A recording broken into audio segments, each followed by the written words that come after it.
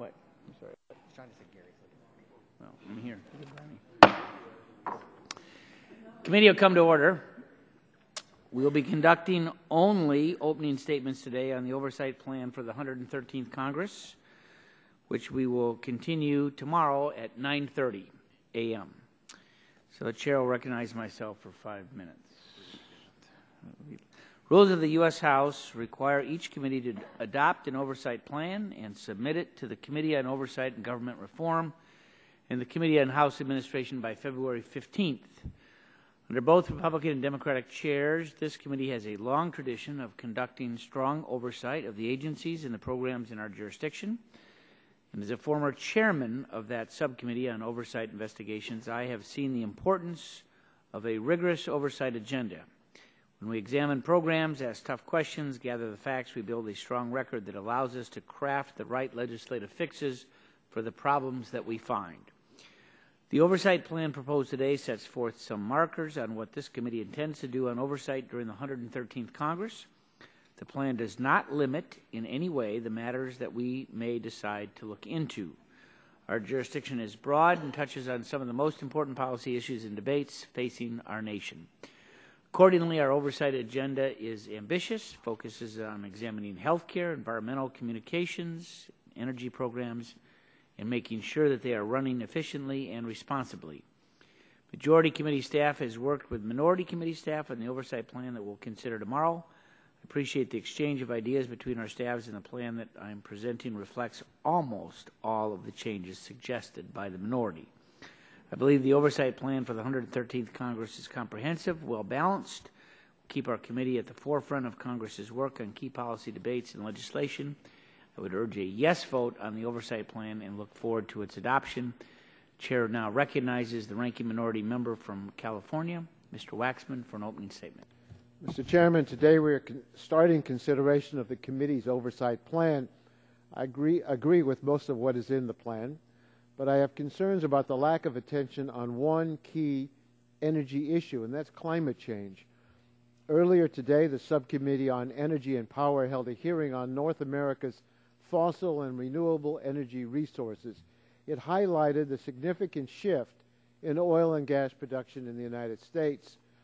The availability of oil and gas is a piece of the nation's energy puzzle, but there is another aspect that is critically important to the future of our country. In his inaugural address, President Obama said that we must transition to a sustainable energy future. He said we must respond to climate change, because to do otherwise would, quote, betray our children and future generations, end quote.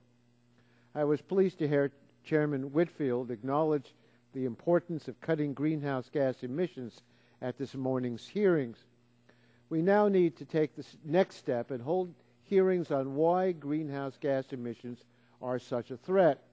Educating ourselves about climate change is not alarmist, as Chairman Whitfield suggested in comments to the press. It's just common sense.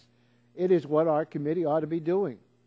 The world's premier scientific institutions tell us that climate change is caused by humans, is occurring more rapidly than expected, and is already having severe consequences.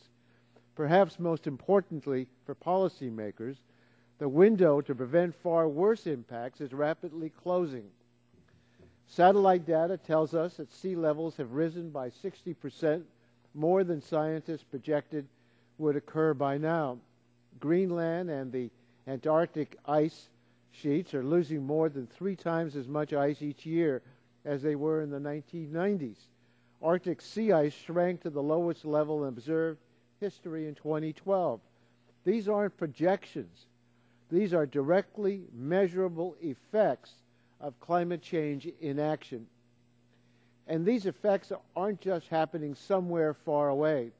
Last month, the top climate experts in the country released the draft National Climate Assessment describing the climate change impacts we are experiencing already. More frequent and intense heat waves, droughts, extreme storms like Superstorm Sandy, and rising sea levels. And there are far worse impacts to come if we don't take action. We are the committee charged under the House rules with crafting the nation's energy policy. I believe that as we make these policy decisions, we should understand whether there is a connection between climate change and the extreme weather events that are already harming our nation. Unfortunately, ignorance has a steep price. In 2011, we experienced a record 14 weather and climate disasters that each caused $1 billion or more in damages. These disasters cost the U.S.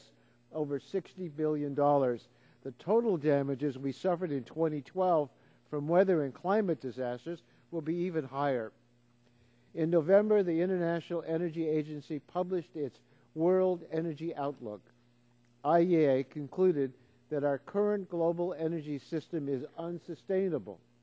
The International Energy Agency also concluded that if the world does not take action to reduce carbon pollution before 2017, then all the allowable carbon dioxide emissions would be locked in by energy infrastructure existing at that time. In short, there is every reason to believe that if we fail to lead on climate change, we will betray our children and future generations and leave them with a damaged world. Last Congress, Mr. Chairman, Congressman Rush and I wrote 21 letters requesting hearings on important developments related to climate change. We requested these hearings because it is essential that each member of this committee understand the seriousness of what the latest climate science tells us. We asked to hear from groups like the National Academy of Sciences, the World Bank, and the International Energy Agency. Unfortunately, we never received a single response from Chairman Upton or Chairman Whitfield. The draft oversight plan that we consider today and tomorrow will chart the committee's course over the next 2 years. Given the chairman's refusal to respond to our request, we will be taking the usual step of offering amendments so that we can make educating ourselves about the climate change part of the plan. I think that's a reasonable thing for us to do. I wish this step was not necessary. I hope the Chairman Upton and Chairman Whitfield will reconsider. We want to work together with them and all the members of this committee on this vitally important issue. Thank you, Mr. If the gentleman will yield, I'd be happy remaining second. Certainly. This thing was supposed to stop. I just, as I said in my opening statement, we've agreed on much, and again, I appreciate the work of our staffs. I will make this commitment. In the 113th, we will invite administration witnesses to discuss their second-term climate record, agenda, and planned regulatory actions, and to discuss the effects on energy policy and consumers. We anticipate calling a hearing with EPA to examine the administration's second-term climate actions after the State of the Union, which is next week. Mr. Chairman, I just want to say we'll continue the dialogue, and as we noted this morning at the hearing in Mr. Whitfield's subcommittee, we did have witnesses who talked specifically about climate, and I think in the last Congress we had nearly 30 witnesses over the 2 years. Mr. Chairman, if I might, the strongest argument that was made over and over again in this committee on the Republican side of the aisle to frustrate any efforts on climate change is that there was a disagreement with the science. And the best way to deal with the science issue is to hear from the scientific experts. Why deny the science and then deny the scientists a chance to inform us about the science? So I would ask you to have further discussions with me between today and tomorrow so that perhaps we can avoid any amendments on our part. It seems to me that there shouldn't be any disagreement about this committee hearing from people that can inform our decisions. You pointed out that we are going to be considering the most important policy issues facing our country. I don't think we can deny that climate change is not right up there with all the others. So I hope we'll continue talking. That gentleman's time has expired, and I would yield for an opening statement to Mr. Pitts. 3 minutes. Thank you, Mr. Chairman. As the oversight plan states, the committee's oversight functions will focus on 1, cutting government spending through the elimination of waste, fraud, and abuse, and 2, ensuring laws are adequate to protect the public interest or are being implemented in a manner that protects the public interest without stifling economic growth. As chairman of the Health Subcommittee, I will limit my remarks to that jurisdiction. Our subcommittee oversight functions will focus on several issues: the implementation and effects of the Affordable Care Act, ACA, waste, fraud, and abuse in the Medicare and Medicaid programs, review of FDA's drug approval process, and its handling of recent outbreaks such as the fungal meningitis outbreak in 2012, public health and preparedness, and FDA's regulation of tobacco. Specifically, many elements of the ACA are set to go into effect in 2014, including the health insurance exchanges and state Medicaid expansions.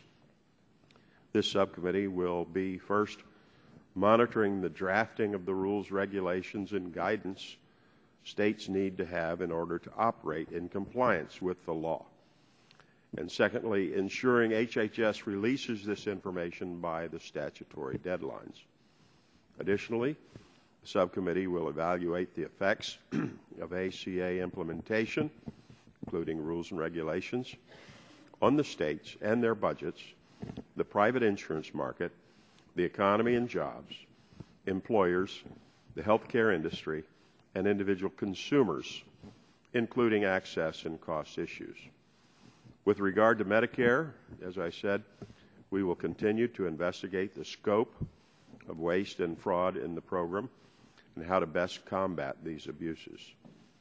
We will evaluate Medicare reimbursement rates and the process by which those rates are established, and the effectiveness of the current competitive bidding process. As for FDA, subcommittee will continue discussions from last Congress about its drug approval process and how the agency balances safety, speed, and innovation. And we will carry on our oversight of FDA's actions regarding NECC, the compounding pharmacy at the center of last year's fungal meningitis outbreak. Finally, the subcommittee will be reviewing the nation's public health programs, including those for mental health, and assessing our pandemic preparedness. I look forward to a vigorous oversight agenda in the 113th Congress.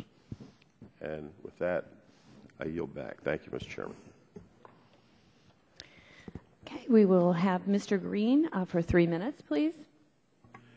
Thank you, Madam Chairman, Chairperson. I want to thank the Chair for holding this business meeting to mark up the oversight plan for the committee for the 113th Congress. I'm looking forward to working with members on both sides of the aisle on pressing issues before the committee and pass legislation that will help job creation, support our nation's businesses and working families. This year will be important for the implementation of the Affordable Care Act. I hope that members of this committee who disagree on the law can come together and provide rigorous oversight to ensure that the law is implemented in the best interest of the American people. The law, like all laws, is not perfect, but we can work together to strengthen it legislatively and to engage the administration as they roll out major provisions. I represent the Houston Ship Channel area, which is the largest petrochemical complex in the country. I cannot stress how important the success of the CFAS program is to my constituents who are employees and live in the communities that surround these facilities. I'm committed to passing legislation this Congress that will permanently authorize CFAS and provide the certainty and safety measure that's necessary. One of the keys to rebuilding America's middle class is the supporting of domestic manufacturing and trade. I am very interested in seeing this committee use its authorities to identify what the federal government can do to help strengthen and accelerate the reshoring of manufacturing back to the United States. I also look forward to working with members of the committees to provide oversight of the FCC as they implement the auction of broadcast spectrum. It's critical that when broadcasters relinquish spectrum, it is voluntarily, and that repacking preserves our ubiquitous free over-the-air broadcast system. I also have a bill that would address the growth in the disposal of electronic waste, which currently creates environmental, health, and national security risk around the world. This bipartisan legislation provides a regulatory framework needed to address this growing problem while also creating a research program for improving the technology and capacity for recovering and recycling rare earth materials. I hope the Environment and Economy Subcommittee will take this bill up this Congress. Finally, Chairman, I'd like to state my support for the ranking member in his efforts to have the committee hold hearings on climate change. While he and I may disagree on how to address the issue, we do agree with the scientific community that climate change is real. It's an important reality that should be contemplated by the House and inform our domestic energy policy. Also, my hope that the Energy and Power Subcommittee will look more substantially at the air regulations coming out of the EPA instead of passing bills that simply strike or delay these rules indefinitely. These bills do not see the light of day in the Senate, and the victim of this political strategy is the business community and employers in my district who need regulatory certainty so they can plan for the future and expand their operations. We can legislate on these issues and work together, and it's my hope that we'll get back to doing that in our committee. And again, thank you for having us here, and I yield back my time. I now yield 3 minutes to Mr. Burgess, Vice Chair of Oversight and Investigation and Health Subcommittees. I thank the Chair for the recognition. This is an important business meeting. We are here to note the proactive efforts that the committee is taking in demonstrating that we're going to remain serious about one of our most fundamental, one of our strictly constitutional obligations, and that is oversight. It is an essential role of the Congress to do it in a fair manner, but to oversee the implementation of laws and ensure that the executive branch and its agencies under our committee's jurisdiction are in fact serving the American people and spending every dollar of taxpayer money well. As the role and functions of the federal government have grown and continue to grow, so too has this responsibility. A fundamental objective of congressional oversight is to hold the executive branch accountable for the delegated authority to implement the laws that Congress dutifully passes. This function is, or should be, inherently bipartisan. Every dollar that is wasted is a dollar that does not provide an essential service or provide for our constituents in some way, but yet is taken from our constituents by force and then squandered. With the broad and distinguished jurisdiction of the Energy and Commerce Committee, this responsibility will fall heavily on the shoulders of those on this committee. It's a responsibility that we should embrace, to do our due diligence, to ask tough questions, review how funding is used, and when necessary, investigate improper or illegal activity to maintain confidence in the areas under our purview. Certainly, we seek the cooperation of the administration and the various federal agencies. But if that cooperation is not forthcoming, we should not hesitate to do our job. And that was certainly shown in the last Congress when subpoenas were required in order to get the critical information to investigate the Solyndra loan scandal. From our ongoing work in the last Congress to the challenges we see coming down the road, we've got the implementation of the Affordable Care Act. That is going to be an enormous undertaking. And to date, I am unconvinced by the Department of Health and Human Services that they are in fact on track to do everything they have said they were going to do. And it is our committee's responsibility to ensure that that work indeed gets done, or if it cannot be done and delivered on time, that our committee is front and center in having that disclosure made to the American people. We talked a lot in the last Congress about how it was hard to get anything done and how both sides wouldn't work together, and yet we passed a sweeping FDA safety bill that now it is our obligation to ensure that that is implemented properly.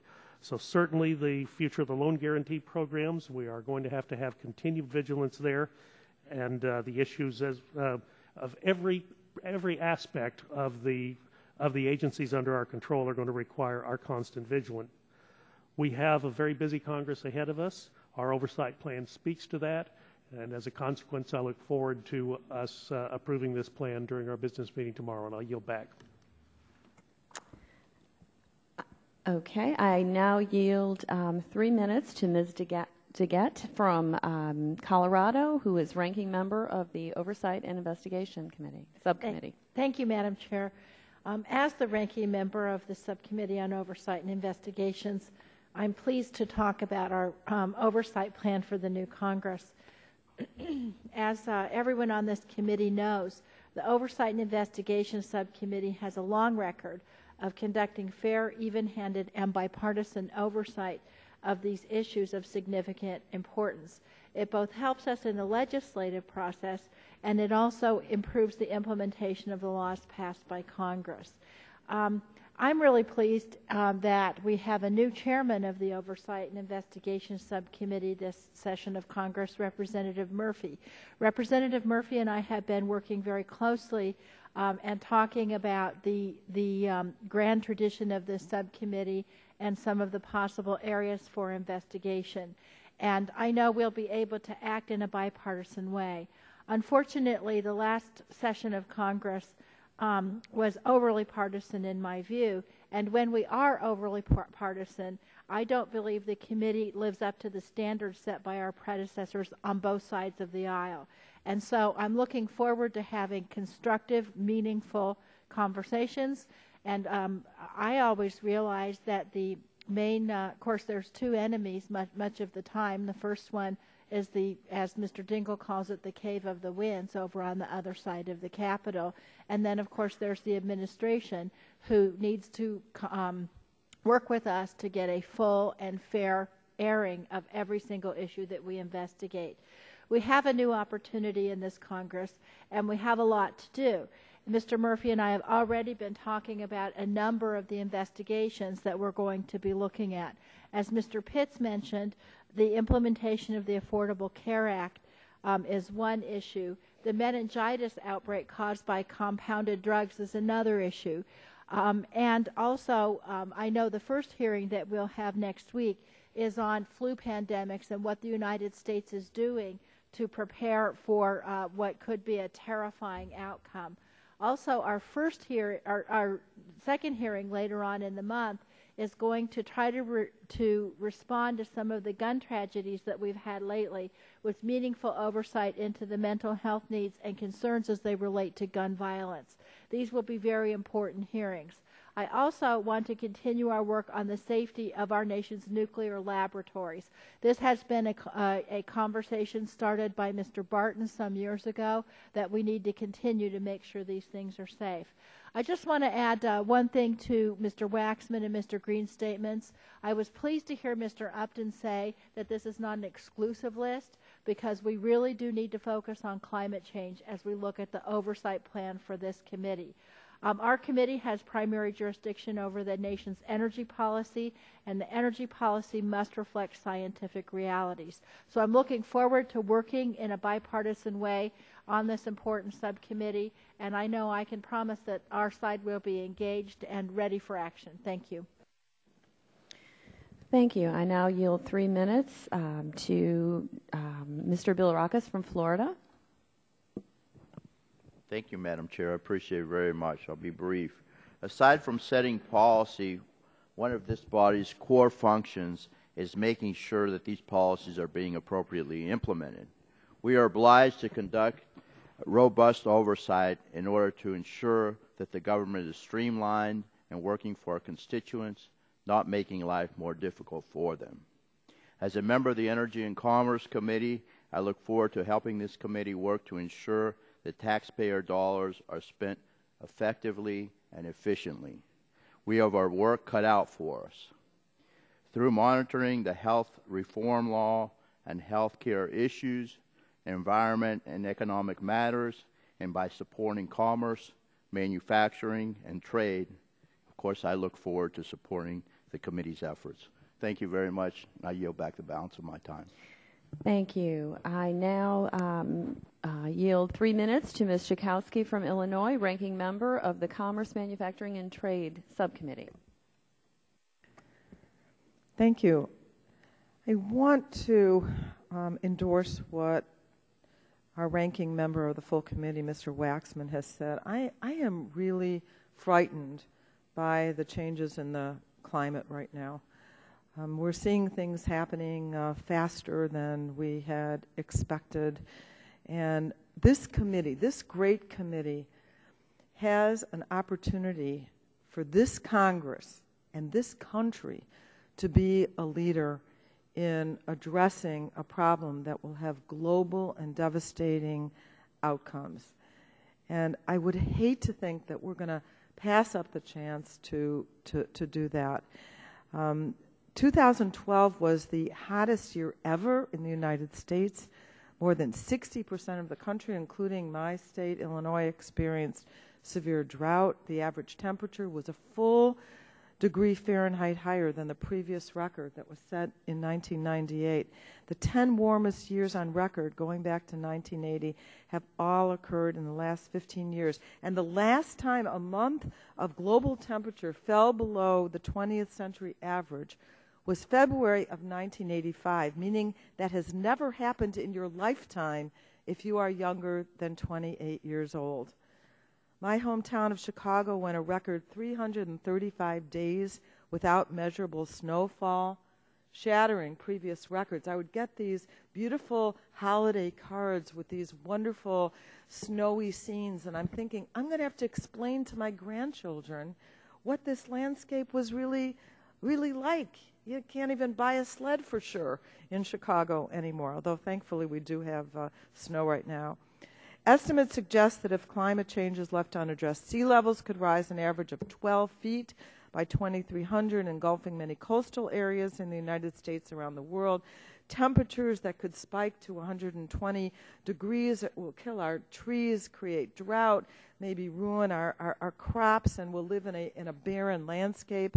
This committee's approach to climate change will have lasting impact on this country and on this planet, and we should and we can take this responsibility seriously. In the last Congress, with a virtually identical oversight plan, the committee failed to hold meaningful hearings on climate change and hold markups on legislation. I don't want to point fingers, though. I want to sit down. I want us to work together to try for our children, for our grandchildren, for our great-grandchildren to resolve this problem. I really hope that this committee will take the lead in this Congress. Thank you, and I yield back.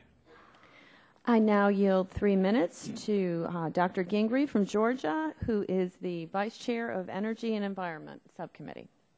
Madam Chairman, thank you, and thank you for calling this business meeting on the committee's oversight plan for the 113th Congress.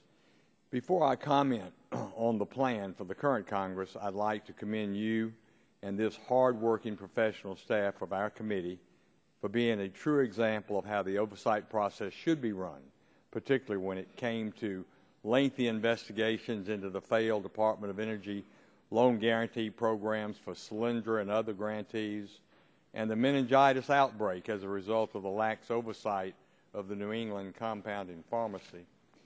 Under Rule 10 of the Standing House Rules, we must approve an oversight plan by February the 15th. Given the very broad jurisdiction of our committee, I am pleased to see that we plan on providing the necessary oversight over a wide array of issues important to the American people. At the same time, I believe that this plan provides our professional staff with the proper amount of flexibility when it comes to other matters that may arise throughout this 113th Congress. In particular, Madam Chairman, as a practicing physician and member of the Health Subcommittee, I'm looking forward to continuing the oversight work done by this committee on the Affordable Care Act, commonly known as Obamacare. It's no secret that I have long been a staunch critic of the implementation of this law and the negative impact that I believe it will have on individuals, small businesses, and most importantly, our health care delivery system. I believe that we owe it to the American people to continue to shed light on Obamacare. Furthermore, as I am now the Vice Chair of Environment and Economy Subcommittee, I'm looking forward to the specific portion of the oversight plan that addresses Yucca Mountain. Unfortunately, the Department of Energy has chosen to abandon its plans to utilize Yucca as a long-term repository for spent nuclear fuel. Over the years, we have now invested $15 billion in hard-working taxpayer money on developing this critical facility, now with the potential for it to go to waste. Unfortunately, not nuclear waste.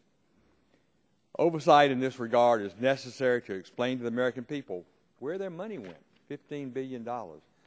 Madam Chairman, I look forward to working with you and the chairman of my subcommittees, Chairman Pitts of Health, Chairman Shimkus, Environment and Economy, and Chairman Murphy of Oversight and Investigation in maintaining an active role throughout the entire jurisdiction of our committee. And I support this oversight plan. I urge my colleagues to do the same, and I yield back. Thank you. I now yield 3 minutes to Dr. Christensen, who represents the Virgin Islands. Thank you, Madam Chair. And I'm honored to be back on this committee, and I look forward to working on my 3 subcommittees and with the larger committee. I especially hope, though, that our chairman, ranking members, and colleagues will work with me to address the crises that my district is facing in energy and in health. These crises are of such breadth and severity that I'm gravely concerned about the health and safety of my constituents, as well as a strong potential for civil unrest, especially in response to increasing and unsustainable energy costs, which are more than 5 times the national average at 50.8 cents per kilowatt compared to 99.83 cents per kilowatt, the average in the United States. The stress that this is putting on families and our economy calls for an immediate response and remedy. While the committee's jurisdiction in energy and power more lends itself to longer-term solutions, it would be very helpful to have an early hearing on the energy challenges that all of the territories are facing. I also look forward to working with the committee to provide support for transitioning to renewables, as all of the smaller territories are dependent almost exclusively on fossil fuel for energy as an energy source, and are also at risk for being highly impacted by climate change. But on the other issue, we can do something almost immediately to alleviate a healthcare crisis that is especially threatening the safe and sustainable operation of our hospitals. We only have 1 on each island, and although not so designated, they are critical access for our residents. My constituents and I greatly appreciate the increase in Medicaid funding that we're receiving under the Affordable Care Act. But unfortunately, the provision that allowed the Secretary to set a match the way the state FMAPs are set, according to per capita incomes, that we passed in this committee and in the House was lost in the Senate version. The high 55-45 match in an already cash-strapped jurisdiction severely hampers our ability to utilize those funds which are desperately needed to provide access to care for lower-income individuals and to enable our hospitals to provide quality, critical acute care services. I'm asking for an early hearing on my bill, H.R. 79, and the help of the chairs and ranking members to get it to the floor for passage as soon as possible. There's no budget impact, which is why we could not get it done in the reconciliation bill. While my immediate focus is on these 2 areas, every area of this committee's jurisdiction is important to my district and to our entire nation. And I'm looking forward to a more bipartisan approach to critical issues like climate change and to shaping policies that will create jobs and stimulate our economy while still protecting the health and well-being of our communities in this 113th Congress. Our country needs that from us, and I yield back the balance of my time. Thank you. I now yield 3 minutes to Mr. Olson from Texas. I thank the Chair for convening this business meeting. And I appreciate the opportunity to review the oversight plan. It looks like we're going to have a very busy 2 years. It's our duty as members of Congress to oversee government programs to ensure that the government is a good steward of taxpayer dollars and that the government is working for the people, not against them. This plan covers a broad spectrum of issues, but I would like to say thank you to Chairman Upton for focusing on grid reliability. The infrastructure security and reliability is a major issue in my home state of Texas because we are facing a power crunch brought on by overregulation. I also look forward to reviewing the EPA's regulatory efforts and will push for increased transparency and science at the agency.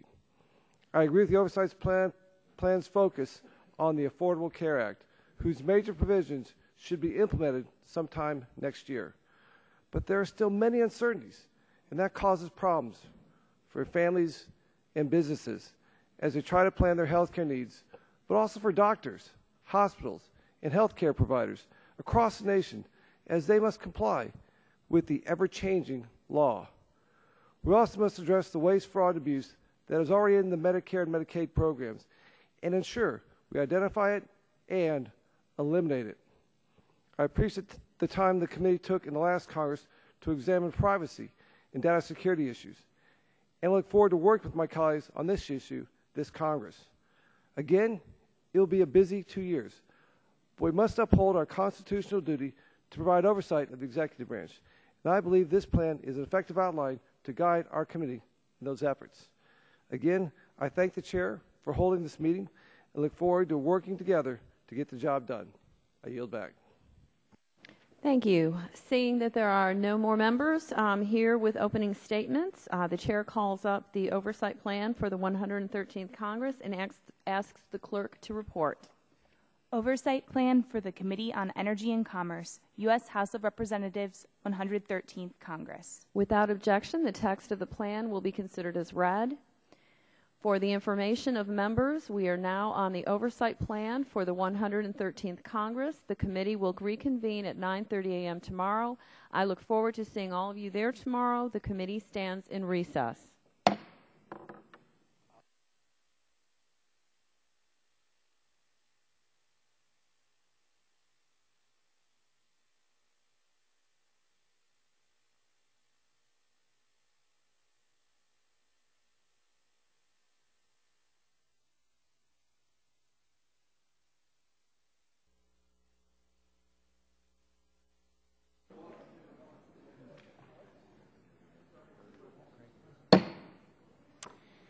Committee will come back to order. At the conclusion of opening statements yesterday afternoon, the chair called up the oversight plan for the 113th Congress, and the oversight plan is now open for amendment at any point. First, are there any bipartisan amendments? I'm going to go first. Seeing none, do any members Mr. seek Chairman, recognition to offer an amendment? Mr. Chairman, Gentleman from Illinois, Mr. Rush. Mr. Chairman, I have an amendment at the desk. Clerk will read the amendment. Amendment to draft oversight plan offered by Mr. Rush of Illinois. Without objection, the reading of the amendment is dispensed with, and the gentleman is recognized for 5 minutes in support of his amendment. Mr. Chairman, the science and the data are increasingly clear. Climate change is real. It is already impacting each and every day in each and every way of our life. In its report on the 2012 climate, the National Oceanic and Atmospheric Administration, NOAA, determined that last year was the warmest year on record, as Americans suffered from unprecedented weather events predicted by scientists. Those events included heat waves, downpours, floods, and fires. While in some parts of the country the weather was warmer and drier, other areas experienced record floods and unusual amounts of rainfall. In 2012, drought conditions stretched from the Mountain West through the Great Plains and into the Midwest and the Southeast. Such states as New Mexico, Colorado, Kansas, Missouri, Illinois, Arkansas, Georgia, and Delaware experienced top 10 dry years. Nebraska and Wyoming experienced record dry weather in 2012, while Colorado experienced record-breaking heat in 33 counties, spawning 43 large wildfires, including the destructive Waldo Canyon fire that killed 2 people and burned down nearly 350 homes near Colorado Springs. Mr. Chairman, scientific studies show that the extreme weather in the U.S. is becoming increasingly common, threatening our lives and livelihoods with severe drought, devastating floods, and violent storms, and with no end to these extreme weather patterns in sight. From residents in the Northeast who witnessed one of the worst hurricanes in U.S. history, to farmers and ranchers in the Midwest and the Plains states, to ordinary homeowners, these devastating impacts of climate change are being felt by citizens of this country all across our nation. In fact, NOAA reports that extreme weather events cost on aggregate well over $1 billion to the U.S. economy last year. Mr. Chairman, Ranking Member Waxman and I have written to you over 26 times, 21 letters during the last Congress, requesting that this committee, which has sole jurisdiction, take some kind of action, and at the very, very least, at bare minimum, at least hold hearings to examine the issue of climate change and how we might mitigate the risks that every American will be impacted by. Mr. Chairman, it is distressful. And, Mr. Chairman, it's very unfortunate that all of those letters went unanswered. And the oversight plan that we are voting on here today is equally dismissive of the monumental impacts that climate change poses. Therefore, Mr. Chairman, I'd like to offer an amendment highlighting the need to open our ears and listen to the science and make climate change one of the priorities for this committee to consider. My amendment simply states that the committee will hold hearings to examine the role of climate change in causing drought, in causing heat waves, in causing wildfires, in causing reduced crop yield, and causing impaired electricity generation from hydroelectric, coal-fired, and nuclear plants. Inviting guests will include members of the National Climate Assessment and Development Advisory Committee and the National Academy of Sciences. This committee, Mr. Chairman, members of this committee, we cannot afford to put our collective heads in the sand while so many of our constituents are waiting for us to provide leadership on this very, very important issue. Mr. Chairman, I urge all my colleagues on my committee to pull your heads, your collective heads, up out of this sand, and let's do something about climate change. At least have some hearings on it. With that, I yield back the balance of my time. Gentleman's time has expired. Members wishing to speak, Chair would recognize the gentleman from Kentucky. Thank you, Mr. Chairman, and I certainly want to thank you for all of us having the opportunity to be here today to look at the oversight plan for the Committee on Energy and Commerce for the 113th Congress, and we certainly all appreciate the gentleman from Illinois offering this amendment. And I would just point out that last night I had the opportunity to read the oversight plan. It's a 7-page document. It's pretty comprehensive. It has a section on climate change in the oversight plan, and it's already included in the plan. And I would just also note that certainly all of us are concerned about climate change. And in the 112th Congress, we had over 30 witnesses in our hearings that talked explicitly about climate change. And yesterday, we had the very first hearing on the Energy and Power Subcommittee, and there was a witness there from the World Resources Institute that talked about climate change, Ms. Jennifer Morgan. And I feel quite confident that at every hearing that we have this year, we're going to have witnesses on climate change. So I think that while there's every good intention with this amendment, it's already included in our comprehensive oversight plan. In reality, we hear witnesses on climate change every time that we have a hearing.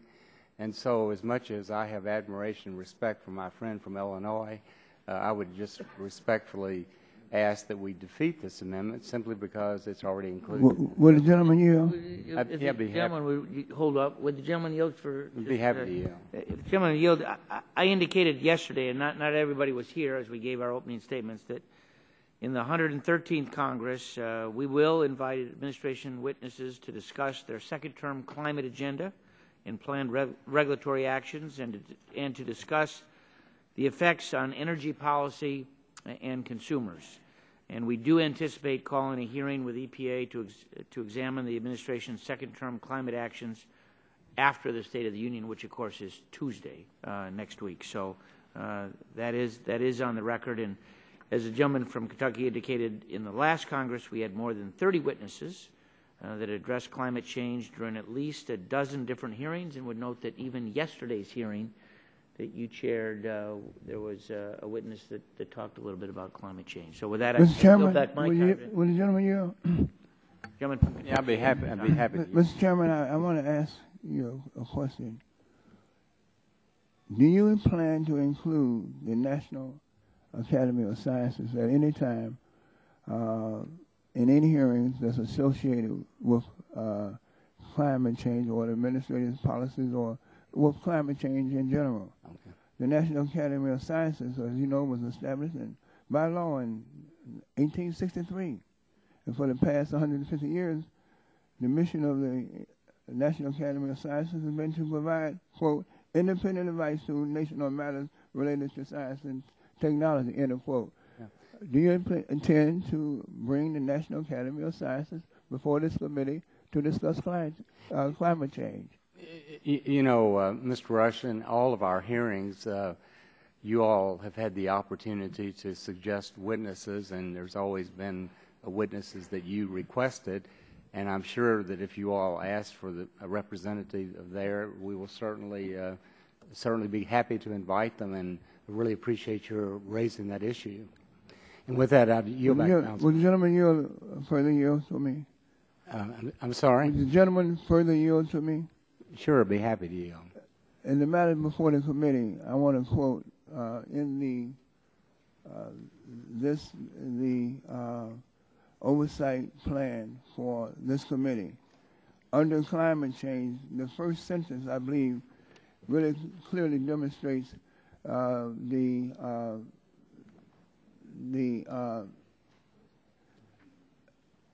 framework by which this committee will move forward. And I think that it's really kind of nebulous in terms of how it will deal with climate change. The first sentence says, the committee will continue to monitor international negotiations on efforts to control greenhouse gas emissions in connection with concerns about global climate change. So as I read this, we're going to monitor international negotiations rather than really deal with the question of climate change. And I don't see anything in this document that's before us that would lead me to feel as though we're going to deal straightforward with this issue of climate change. You're back. The gentleman's time has expired. Chair would recognize Mr. Waxman for 5 minutes. Thank you, Mr. Chairman. My colleagues, a lot has happened in the scientific area. Scientists have come up with new reports, new information. And to say that we've explored it sufficiently is absolutely incorrect. We've had over 30 climate witnesses during the last Congress, we've been told. But these were CEOs from coal-burning utilities and coal mining companies. These were policy people. Even yesterday, we had a policy person as the one out of, I think there are 4 witnesses, 1 out of 4 that were talking about the advances in energy production. But we have not heard from the scientists, the people who are doing the research, who can educate us as to what the problems are. Now, we can have differences of opinion once we hear about that as to how to deal with it, what steps should be taken. But we should educate ourselves so we can have informed discussions about the science, about this preeminent energy challenge of our times. And that's what's missing from this oversight plan, and that was what was missing in the last 2 years when we requested hearings from people who were doing the research. The committee found time to hold hearings criticizing important agency efforts to address climate change, but we didn't have hearings on new scientific findings or other important developments related to climate change. We requested, for example, people from the National Academy of Sciences, the International Energy Agency, the World Bank, the Intergovernmental Panel on Climate Change, the National Oceanic and Atmosphere Administration, PricewaterhouseCoopers, and even the Vatican, all of whom have produced significant new reports or data. Our committee has ignored requests to hear from researchers warning of the harm to agriculture, national security, marine ecosystems, energy generation assets, and communities affected by extreme weather and wildfires. The majority even ignored a request to hear from a prominent researcher and climate skeptic, who, when he did his research further, became convinced of the reality of human-caused climate change after he did an exhaustive analysis of temperature records. Now, we ought to hear from these people. You're going to bring in the administration witnesses. You're going to bring in the EPA people. These are policy people reacting to the problem. We ought to get the basis for the concerns that so many people have about climate change. We have a lot of Republicans have said they doubt the science of human-caused climate change. Because they doubt the science, they use that as a justification for not acting. So it's a catch-22. We prevent action on climate change because members of the leadership of this committee argue that they question the science. And yet, at the same time, the committee leaders ignore repeated requests to hold hearings with the experts who could answer questions about the science. That's like willful ignorance. This is a dismal record of inaction. Climate change is happening. Its impacts are being felt. I don't think Republicans would agree with that statement. These impacts are going to get much, much worse if we fail to act. At least that's our belief. I think that's the belief of most of the people that have looked at this problem. Mr. Rush is absolutely right. We have a responsibility to hold hearings on these climate impacts. Last April, we requested a hearing on the unprecedented March 2012 heat wave. Why wouldn't we want to better understand what scientists are saying about heat waves we can expect in the future with the climate change? Last July, we asked for a hearing on the link between climate change and wildfires and drought that were occurring across the nation. Why not agree today to hold those hearings? Last September, we requested a hearing on the impact of climate change on the nation's electricity generation. Nuclear power plants were shutting down because the cooling water they depend on was either too hot or too scarce as a result of the extreme heat and drought. Doesn't it make sense to hold hearings on the electric reliability impacts of climate change? I encourage all members to support the Rush Amendment. Let's at least hear from people who can inform us on the science and what's happening with climate change. Gentleman's time has expired. Other members wishing to speak? Gentleman from Texas, Mr. Barton. Thank you, Mr. Chairman. I wish that Mr. Waxman and I each had $10 for every climate hearing that we've attended personally. It would be a sizable nest egg for our grandchildren's educational fund.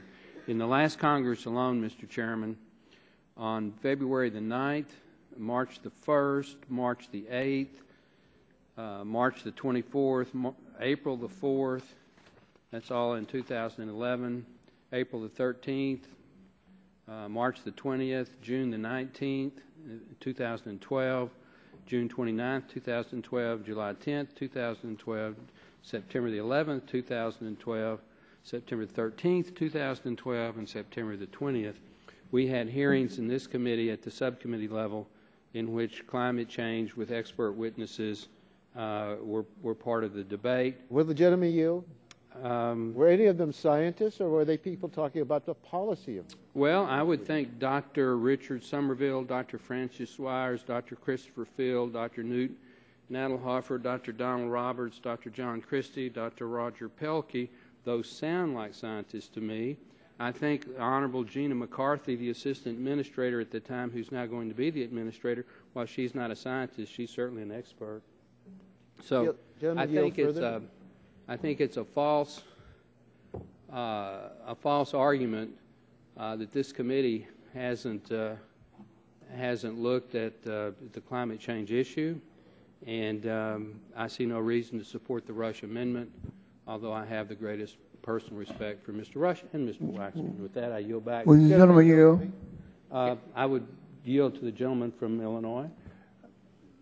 I would thank the gentleman for yielding. It is a pretty low standard for this committee when it determines that during the course of a hearing, some incidental remarks about something that is so significant to the American people that becomes equated with a discussion, a well-rounded discussion on this committee for a subject like climate change.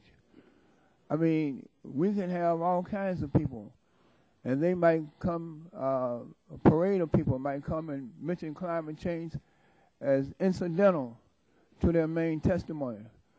But please let us not equate, not for 1 millisecond, no one on this committee equate incidental remarks from Dr. Whoever as being a substantive hearing on climate change in this committee. I think that is really absurd. We have never had a hearing on climate change in this subcommittee in the last 2 years. The record will reflect that. I yield back. Gentleman from Texas, yield to me. Sure. I just want to take issue with my colleague, Mr. Rush. We did have a hearing, and the gentleman from Texas is right. We had a hearing. Could you repeat that? We had one hearing. You said the gentleman from Texas was right. We had a hearing in 2011 when the minority threatened a Rule 11 petition that would have required a hearing, and we withdrew that petition on the agreement that we would hold a hearing. And we had a hearing from scientists early on, March or April of 2011. But a lot of research and a lot of new findings have come about since then. What would harm you to hear about them? What would be the harm to learn what additional information scientists have to tell us? When you cite all these people that have testified over the years, most of them are not scientists, they're policy people, and mentioning the word climate change, it's like the Groucho Marx duck comes down, the magic word was mentioned. But we did not hear, except that one time, from scientists. I think it's time 3 years later, almost 3 years later, to hear about all the more that's been learned and not deny it without even hearing the information. Well, I'm going to reclaim my time, and I have a suggestion. Today is National Signing Day for NCAA Division 1A college football teams. If the gentleman from Los Angeles will get the best quarterback in Southern California to commit to the Michigan Wolverines today, I have a feeling the chairman will grant you whatever hearing you want on whatever subject. Absent that, we'll probably go through regular order, but I know the chairman is open-minded and would love to work with the gentleman from California. With that, the gentleman at Yale, we've got a great quarterback already, and we've got a new running back to sign out. Yeah, I think he's from California. The gentleman's time has expired. The chair would recognize the gentlelady from California, Mrs. Eshu, for 5 minutes. Thank you, Mr. Chairman. I sincerely hope that this goes beyond a kind of a tennis game of views that are all too predictable on each side. I would like everyone to think about, hearken back to just a handful of weeks ago, and how the Congress, the House of Representatives, was really tied up in knots on how to address appropriating $60 billion for 3 states and the horrendous damage that the super hurricane Sandy rendered to those states. It was a very, very tough vote for a lot of members for a lot of different reasons. You know, fiscal responsibility, pay-fors, the delegations from the affected states on a bipartisan basis. We're looking for help from other members. That's just the tip of the iceberg. It's just the tip of the iceberg. And if we're going to be smart about how to anticipate what the needs of the country are going to be and building sensible budgets with this overhang of debts and deficits, you know what? We've got to hear from people that know something about this. And that's going to figure into our planning. Now, there are some that are going to reject the science or already have. That's an individual's prerogative. But you know what? That doesn't prepare us for what's going to continue to happen. Who amongst us can really give a congressional explanation for why there is more of what's taking place?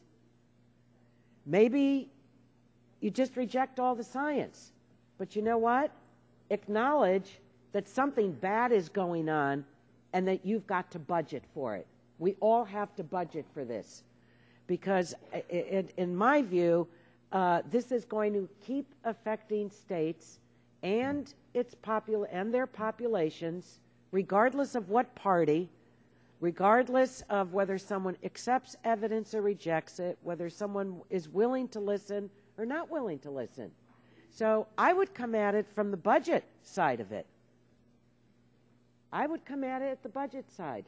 And it wasn't easy. It was not easy. We all know that. For the House of Representatives, through all of the different gyrations for whatever reasons, but it was tough. I mean, I watched members screaming at members on the floor trying to get votes or to get members to vote against the appropriations for the latest catastrophe that affected 3 states in our union.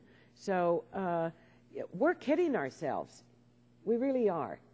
Because if my grandmother had a great saying, anyone that sticks their head in the stand should remember what's left sticking up in the air.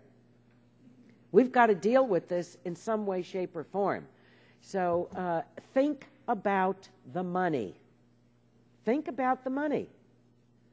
And what we're going to be faced with future appropriations that we cannot deny people in any state when something comes through and levels their lives, their home, their livelihoods, their communities, their jobs, their businesses.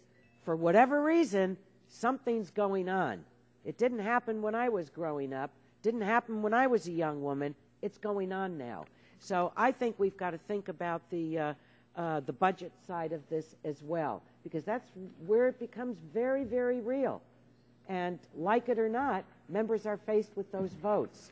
So wherever you were on that vote, it's only, I think in many ways, it's the tip of the iceberg. So, Mr. Chairman, thank you for yielding to me. And I know I'm coming at it in a different way, but I think it's a very pragmatic way. And I think we have to hear from people that know something about this. If you're going to, we all have the luxury of disregarding what witnesses tell us. But I think is one of the most distinguished and the oldest committee in the Congress that we should stick with our history, and you certainly are a part of that, Mr. Chairman, that we bring people in that right off the bat we don't agree with. And you don't want to hear them? Don't come to the hearing. But it should be a part of the official record. And ask them what they project for the future, and that may give us some indication of what we have to prepare for in our nation's budget. Thank you. Gentlelady's time has expired. The Chair would recognize the gentlelady from Colorado, Ms. DeGette. 5 minutes. Thank you very much, Mr. Chairman. I don't think the issue really is how many hearings we've had or how many hearings we didn't have or what scientists we had or what scientists we didn't have. We could quibble about that all day. The real question, and the reason I support Mr. Rush's amendment, is that with all of the extreme weather events we've been having, we really should have more scientifically based hearings. Last summer, Ranking Members Waxman and Rush wrote to Chairman Upton and Whitfield requesting a hearing about the relationship between climate change and the wildfires and the other extreme weather events that were destroying communities across the country. Now, I, for one, would be willing to listen to scientists who might testify, no, those extreme weather events are not related to climate change. But I also think my colleagues on the other side of the aisle should be willing to listen to scientists who testify otherwise. At the time that Ranking Members Waxman and Rush wrote that letter, Mr. Gardner and I were seeing Colorado having one of the most destructive wildfire seasons in the history of Colorado. Overall, the 2012 Colorado fire season was one of the worst in the state's history, with more than 250,000 acres burned, more than 600 homes destroyed, $500 million in property damage, and most tragically, the deaths of 6 people. Other states saw these same record fires. New Mexico had a fire, Oregon had a fire, and on and on. One of the most horrifying moments of last summer in my mind was when I was looking at pictures of Colorado Springs, and the wildfires were actually coming into the city of Colorado Springs. The number of wildfires in the West has more than quadrupled over the last few decades, with longer-lasting fires and fire seasons. And in total, more than 9 million acres burned in wildfires across the United States in 2012.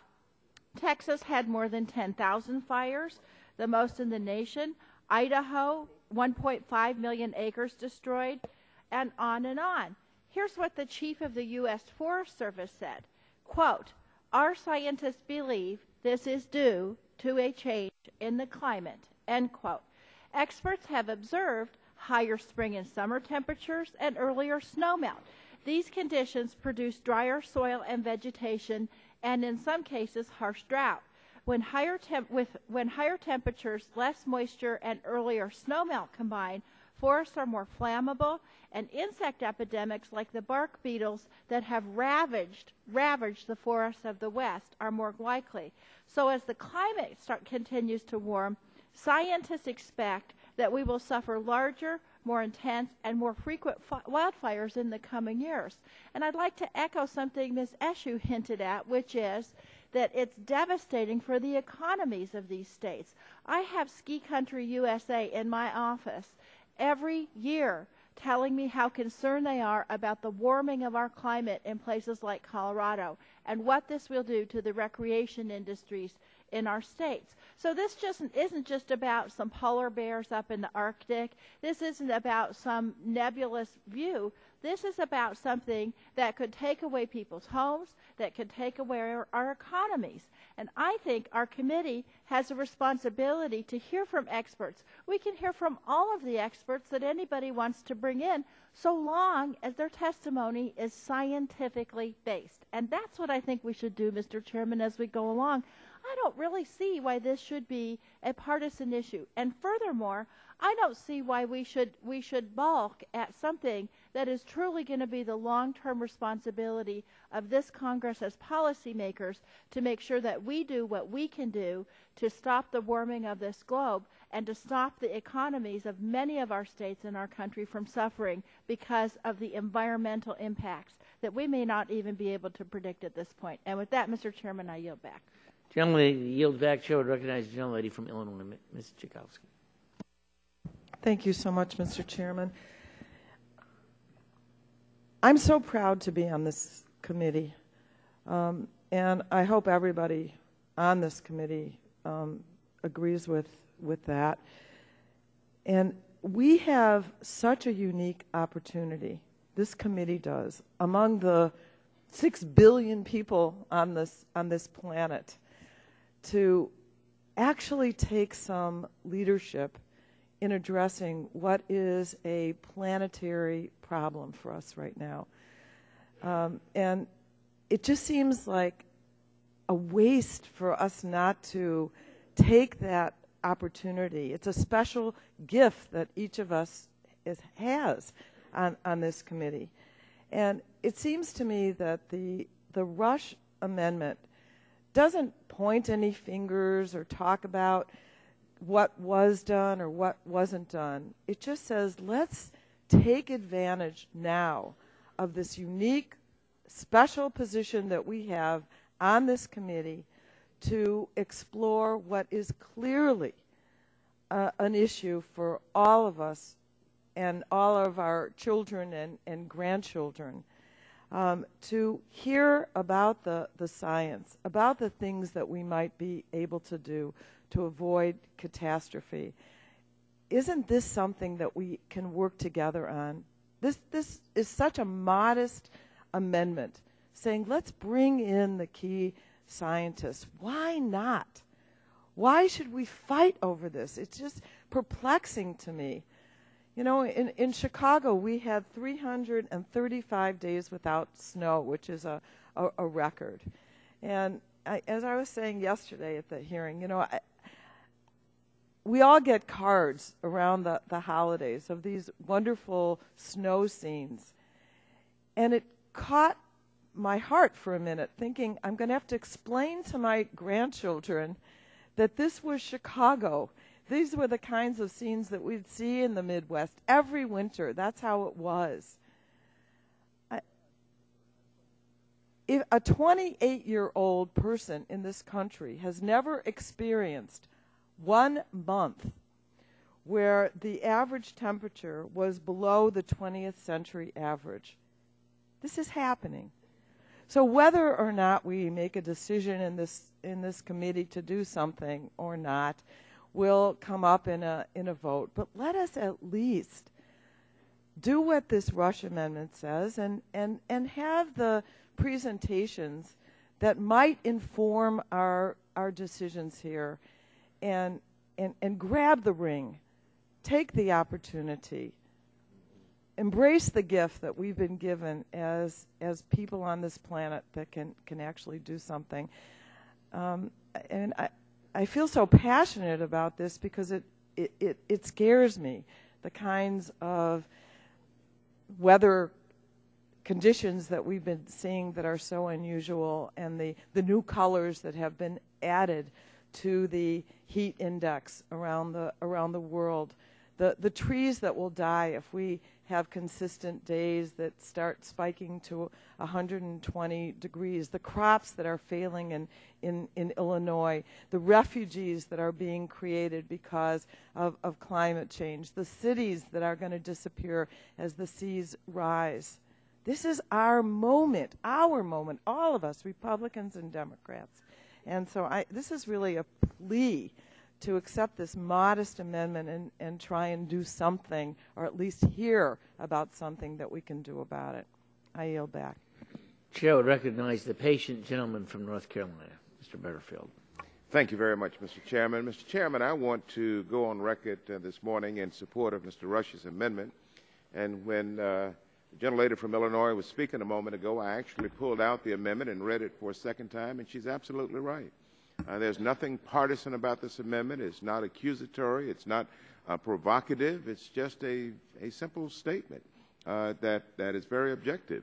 The amendment, as I read it, says the committee will hold hearings to examine the role of climate change in causing drought, heat waves, wildfires, reduced crop yields, and impaired electricity generation from hydroelectric, coal-fired, and nuclear plants. What's wrong with that? That's not a partisan request. That's a request from a significant part of this committee. And so I support Mr. Rush's amendment. I think it's important that we hold a hearing on the impact of climate change on agriculture, which is very important in my state, in the state of Ms. Elmers, who is also from North Carolina. This is very important in farm country. And so let's stop running from this issue. Science indicates that agricultural areas already are experiencing the adverse effects of climate change, including droughts, and are expected to face more acute challenges as temperatures rise. Scientists are increasingly concerned about the negative consequences of rising daytime and nighttime temperatures. Heat affects evaporation and the life cycle of crops. In fact, some studies show that high temperatures are an even bigger factor than rainfall in shrinking the output of many crops and vegetables.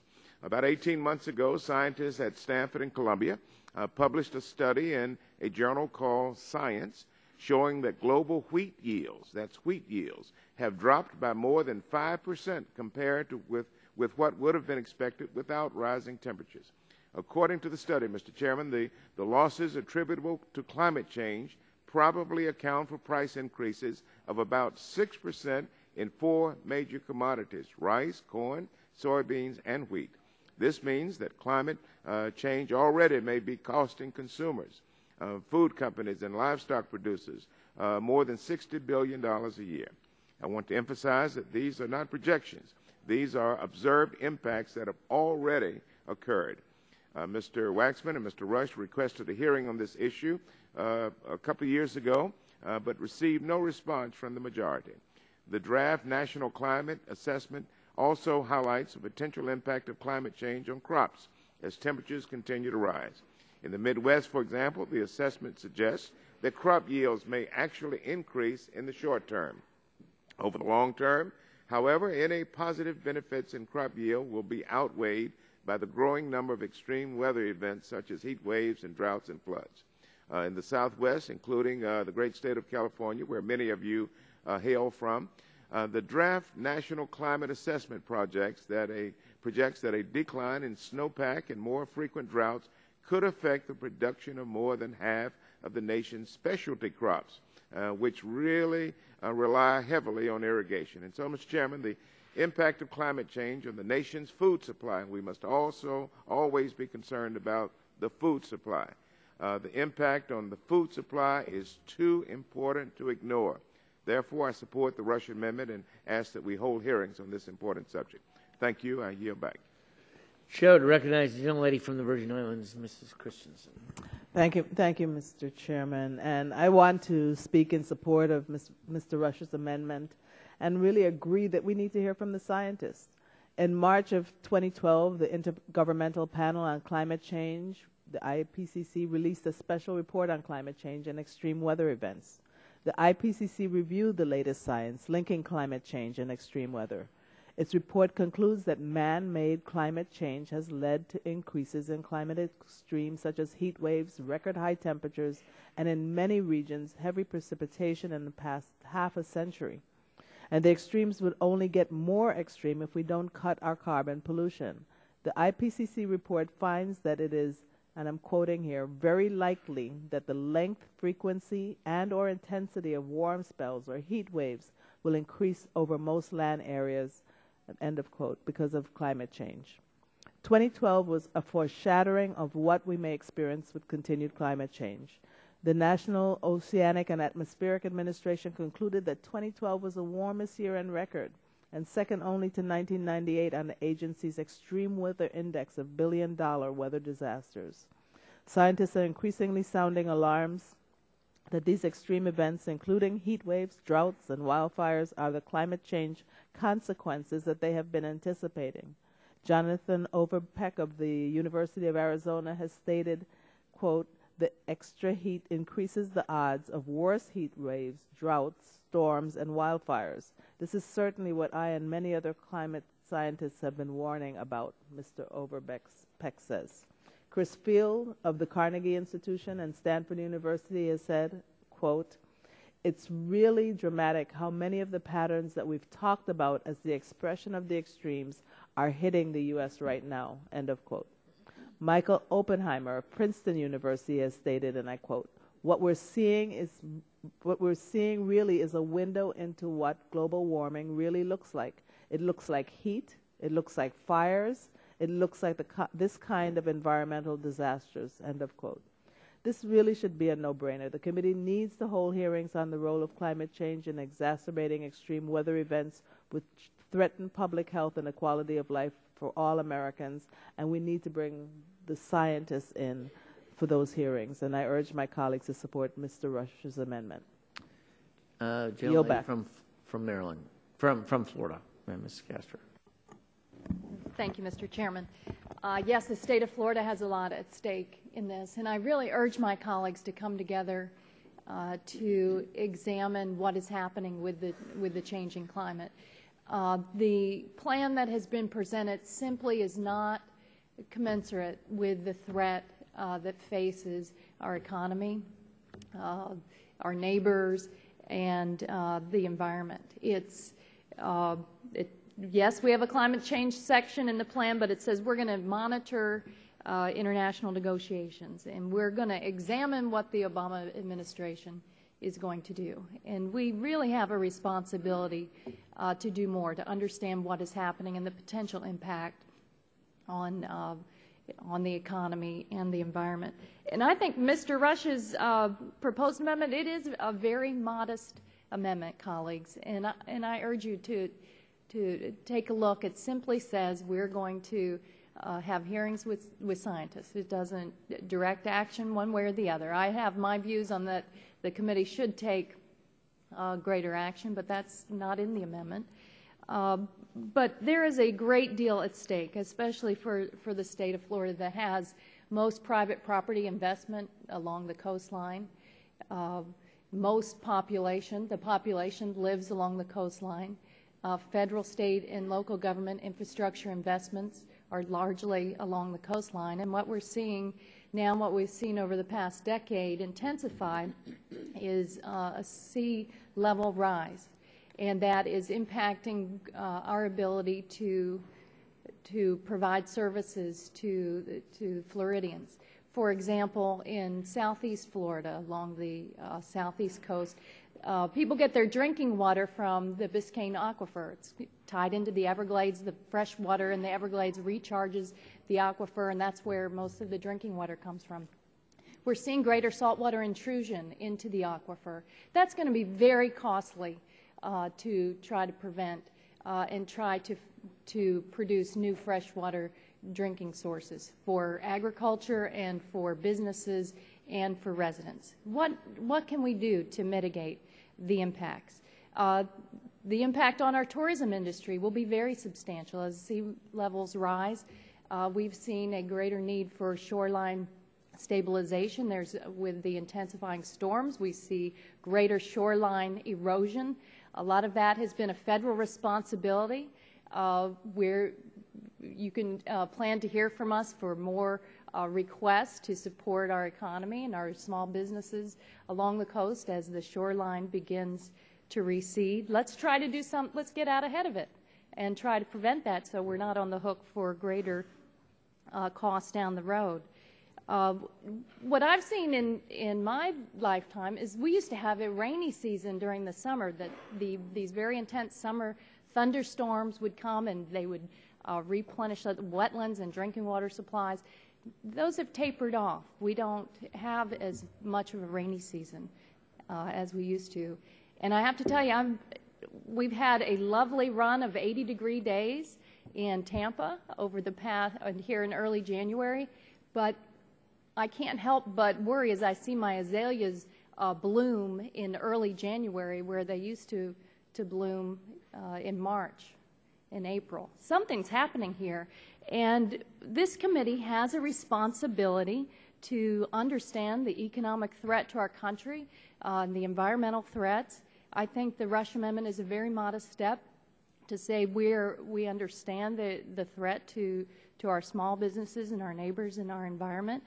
So I would urge bipartisan action here. Let's just take this modest step and say we're going to hear from scientists. We're going to hear from experts. We don't know all that is happening out there. It's our responsibility to do so. And here in America, we have the talent and technology to tackle these issues. And by voting down this amendment, I think you're saying, no, we're not going to call upon the best and the brightest in the United States of America, and that would be a shame. So I urge adoption of this amendment. I urge the committee to do more under our responsibilities. Thank you, and I yield back. Chair would recognize the gentlelady from California. Thank you, Mr. Chairman, and I want to repeat the refrain that's been echoed from this side this morning at this hearing, and I'll try not to repeat the reasons that are given, although I agree with all of them, and I strongly support this very important amendment and the one which follows it. I will only cite what I hear from my experts on my district, who are the farmers of the land and also the farmers of the sea, the fishermen. But the first draft of the 2013 National Climate Assessment underscores also and lays out in no uncertain terms the current and future realities of climate change and its widespread impacts on everything from our coastlines to our drinking water systems to our family farms. I do represent a coastal state and a coastal district, and also one whose primary industry is agriculture. So I've heard firsthand, I've seen firsthand the effects of rising sea levels, of greater erosion, of changing climate patterns that directly impact the crops, the harvesting, all of the patterns of the farmers who tell me in no uncertain terms that they're having to adapt. They're having to adapt to major changes in the way they operate their farming. And are the fishermen who tell me what it's like to fish now. They're practical scientists. They come from generations of folks who have carefully studied the waters in which they fish. And the fact that the seas are rising and that acidification, the changing of the acid balance in the waters is really affecting their fishing industries and really impacts our economies in those ways. These challenges are not only damaging property and infrastructure, but they can devastate local businesses and the economy as we struggle to adapt to these changes. Simply put, climate change is happening. And the word that I want to underscore is adaptation. We need to have the knowledge base and the resources so that businesses, farmers, fishermen, all of us can adapt to the changes. Rather than ignoring the issue, this committee should take action, should listen and hear from experts first, but also be prepared to be leaders as we respond to these impacts. We need to investigate the effects of these changes on our diverse communities. We should explore ways that we can help these communities to do the right thing and prepare for the future. Without an oversight plan that directs this committee to even consider the current science on climate change and the short window of opportunity we have to act, even our most advanced communities are left without support. And that's why I support this amendment and the one which follows it, because only then can we focus on a national strategy to combat the causes and mitigate these effects of climate change. The good news is many of our local communities across the country are already planning for these future impacts. I'll just cite the city on my coastline of Pismo Beach, which is already, to its own great personal expense, installing seawalls to protect 2 sewage lift stations threatened by erosion. And the city of Santa Barbara, which is increasing the flood capacity of Mission Creek. It flows straight through the downtown and has already flooded multiple times, causing great damage to businesses and to homes along its borders. But these projects come at a great cost, and communities across the country are struggling to find the necessary funding. There's no question that we have to carefully examine every dollar spent in these tough fiscal times. But to my colleagues who argue that we cannot afford any new spending, I would simply say we really can't afford not to. Investing in climate change mitigation efforts now will reduce the cost of recovery for the future Sandys and other hurricanes and extreme weather events. Rather than repeatedly spending tens of billions of dollars to clean up the devastation, we should be spending a fraction of that amount to prevent, or at least to minimize, the devastation to begin with. So, Mr. Chairman, climate change is an urgent problem that will impact, and has already, every community, business, and family across this country. We have the power in this committee to help reduce these costs and these impacts. Not taking action sends a very strong message. Since November 2012 alone, more than 15 major articles and reports have been released relating to the scientific evidence of climate change and to the potentially disastrous impacts of inaction. Yet this oversight plan before us does not propose to examine any of this new information. I find this really inexcusable. Addressing the impacts of climate change will not only create jobs that impact effort and help to grow our economy in the short term, but it also will make our communities safer and our economy stronger in the long run. These challenges are real, but not insurmountable. But soon, however, they will be. So we can't afford to ignore them any longer. I urge adoption of the Rush Amendment. Gentlelady's time has expired, but before I yield to the gentleman from from New York and New Mexico. I just know we've been on this amendment for nearly an hour, and because of the Democratic retreat, we made an agreement that we're going to, when votes conclude on the House floor, you all are going to be going, I don't know where, Virginia. And I'd like to think that we can finish this morning, but otherwise we're going to need to come back next week on Tuesday afternoon. So would yield to the gentleman from New York, Mr. Tonko. Thank you, Mr. Chair. And with that request made of us, I'll try to keep my remarks brief and speak in support of the modest amendment before us. As my colleagues have pointed out, we have the shared responsibility to examine the implications of climate change on our nation and on the world. The states are moving ahead with this task, and the federal government should be a ready partner in that effort. This is a tough problem, but it does not get easier by ignoring it. We incur more costs, monetary and human, by ignoring this challenge than if we face it and plan a transition. If we do that, then we will avoid what will be forced upon us at a later date. The tremendous human suffering, loss of business and damage to basic infrastructure, to transportation, energy, and water infrastructure experienced as a result of Hurricanes Sandy, Irene, and Lee in my home state of New York, in my congressional district, and certainly on the Northeast coast. And those impacts of Hurricanes Katrina and Rita on the Gulf Coast are the warnings that we must heed.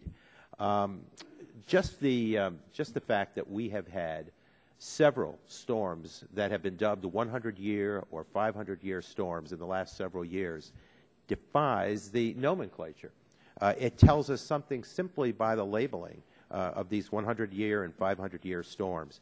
And as our colleague, Representative Eshoo, pointed out, it becomes a debate over the financial struggles to respond to these given impacts of these storms. What I would suggest is that we're going to further complicate that struggle by just what mitigation is allowed, how we respond with this aid so as to build and build wisely. The people of this nation have asked for effective government. And when you have data, compelling data, telling you that the span or the height of bridge infrastructure, for that matter, should be addressed and further amended, retrofitted to what is now perhaps a broader span and a higher height that is required, it is going to cost more, and it is going to require science in our grasp to be able to respond in effective measure to these given storms. So we must act now to reduce greenhouse gas emissions to levels that will take us off the trajectory to a catastrophic warning. The climate systems have tremendous momentum, and carbon dioxide has a long residence time in the atmosphere. We must prepare for the changes that are already underway. We must do it with comprehensive strategy, with a well-thought-out plan that embraces science and the data that are very compelling. I urge support for this very modest amendment offered to the committee's oversight plan. I thank you, Mr. Chair, for the opportunity, and I yield back. A gentleman yield to me the balance of his time. Gentleman from New York, since you have time. I thank you for yielding to me. I just want to say the Republican Party has finally become the party of choice. They choose to be ignorant. The silence on the Republican side on this debate speaks loudly and clearly than their words. But I do want to talk about their words.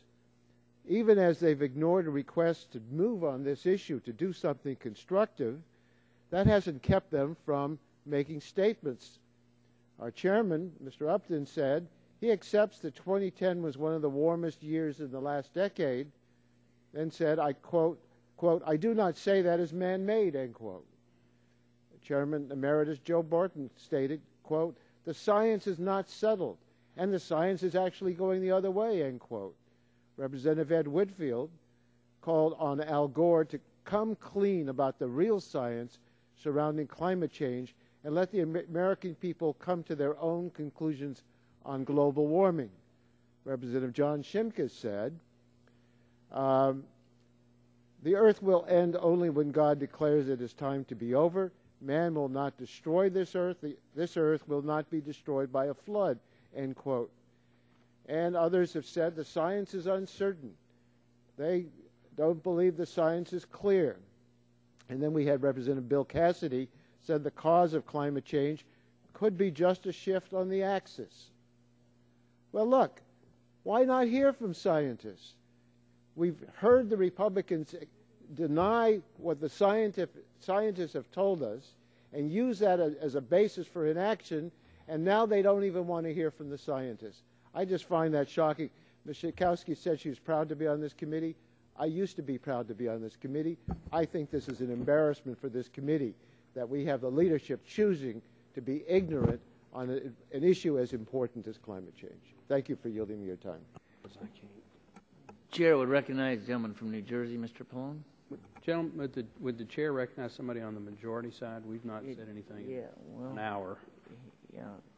Chair would recognize the vice chair of the committee, Ms. Blackburn, for 5 minutes. Thank you, Mr. Chairman. And I want to, of course, I disagree with what the ranking member has said, and I want to yield some time to Mr. Barton. I just want the record to show that we're not responding on the majority side because we think this is a pro forma hearing to ratify a pretty routine oversight plan. If we were on the House floor and the gentleman from California had said what he said about we've chosen to be ignorant, I would have asked that his words be taken down. When the appropriate time comes, if we want to have a policy debate on the merit and the science of climate change and the causes and the consequences, I, for one, and I think a number, if not everyone on the majority side, is more than willing to engage in that because of what we're trying to do today and the retreat that's about to happen. We've chosen not to engage. But to say that we're ignorant or choose to be ignorant is a bald-faced lie. And with that, I yield back. I thank the gentleman for yielding back, and I would also remind the gentleman from California that we had a select committee on global warming and spent over 2 years looking at that specific issue, and I yield the balance of my time to the chairman. Yield back. Chair would recognize the gentleman from New Jersey and then New Mexico, Mr. Pallone. Thank you, Mr. Chairman. You know, I don't want to get into the niceties of whether we had another committee deal with this or how ignorant we are. I mean, I think that the committee, this committee, Energy and Commerce Committee, has effectively ignored the issue of climate change. It may have been brought up by, some testimony here and there, and it may have been the subject of another special committee, but I think there's an obligation of this committee to make it a priority, and that's why I support Mr. Rush's amendment. I don't know that we're going to have time today because we may have votes on the floor, but I do intend to follow it up with another amendment that specifically deals with the threats posed to by climate change to coastal areas of the United States, including sea level rise, ocean acidification, and other things. Just over 3 months ago, Superstorm Sandy slammed into New Jersey, causing unprecedented devastation in my congressional district.